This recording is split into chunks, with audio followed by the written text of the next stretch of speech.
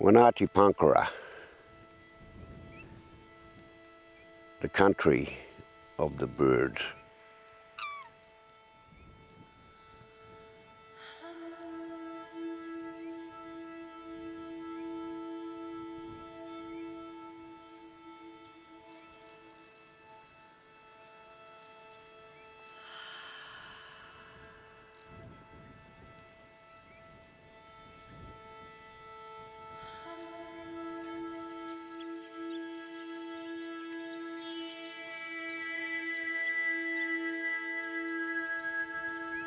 Winaityinaityi Pangkara,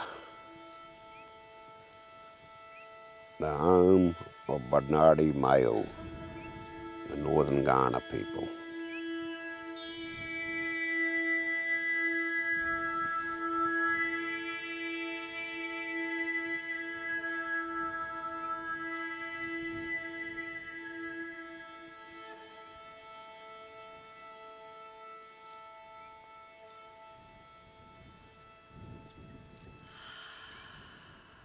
Now what's unique about this when you look at the Australian coastline, you know,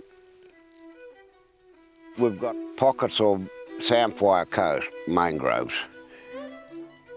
and the biodiversity and that within this landscape, you know, thrives with many, many animals, many birds, many insects.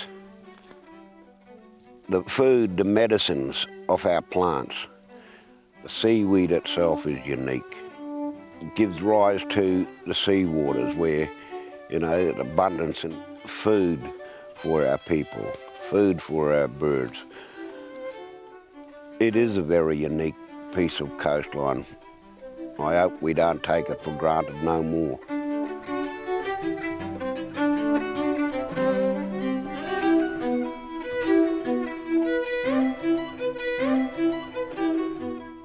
Well, I think this place is very important because it's a landscape that, to me, is just as important as having a forest of trees.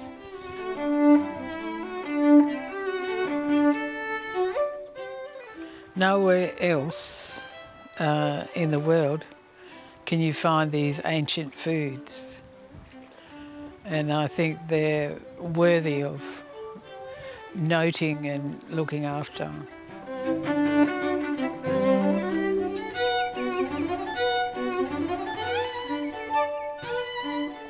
Well, the significance of the birds, certain birds come at certain times, and they were in relation to the season. When we knew these certain birds come, we knew that, you know, there were changes in the water. We knew there was changes in the temperature.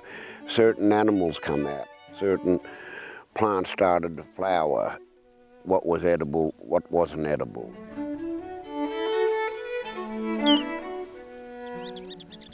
That's the beauty of the birds, and then when they leave, it coincides with the changing of the weather. We didn't have watches, we didn't have calendars. They were our watches, they were our calendars in them days, you know. They still are today. They are the custodians of this area, you know. They do look after it. They farm it and they look after it in a way that we have not even come to terms with yet.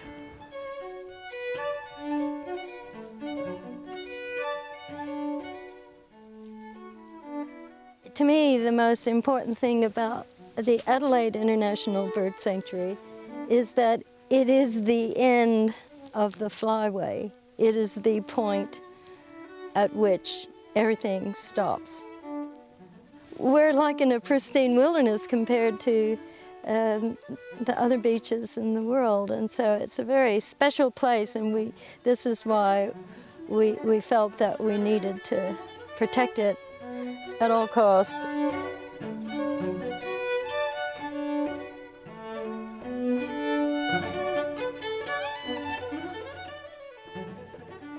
we've built friendships, we've built relationships, you know, and it's a family approach that's going to be embedded into the future.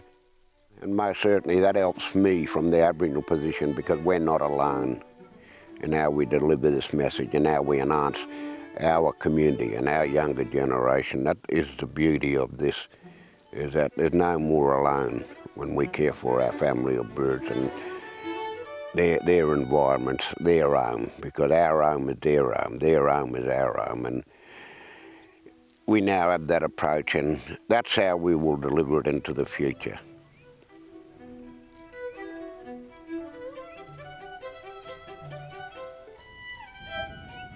As you can see, there are migratory birds and there are non-migratory birds that live here in the same habitat, and they're co-located and they coexist.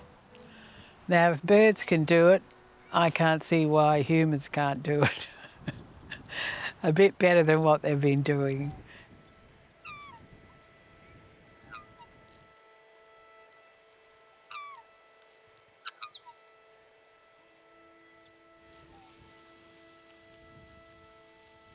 Come sit with me. Come walk with me on this journey. Come sit by the campfire so that we can feel the warmth. Come rise in the morning so we get the goosebumps, the chill of the morning. We can look at this pristine, beautiful country. We can see our family of birds. Just to be silent. No words.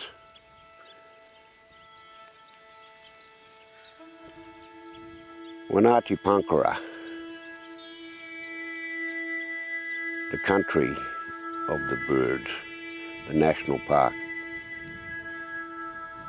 In the northern part of Ghana, Barnardi Mayo. That was our people's name, the old people, Barnardi Mayo. Now they have this.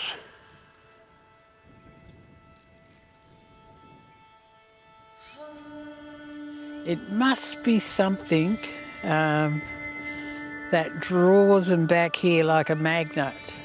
It's like a homing, like a homing device, you know, draws them back here, that they know that this is where they belong. It's a place of their belonging, you know, and it could be everyone's belonging, a place that belongs to everybody for all those different reasons.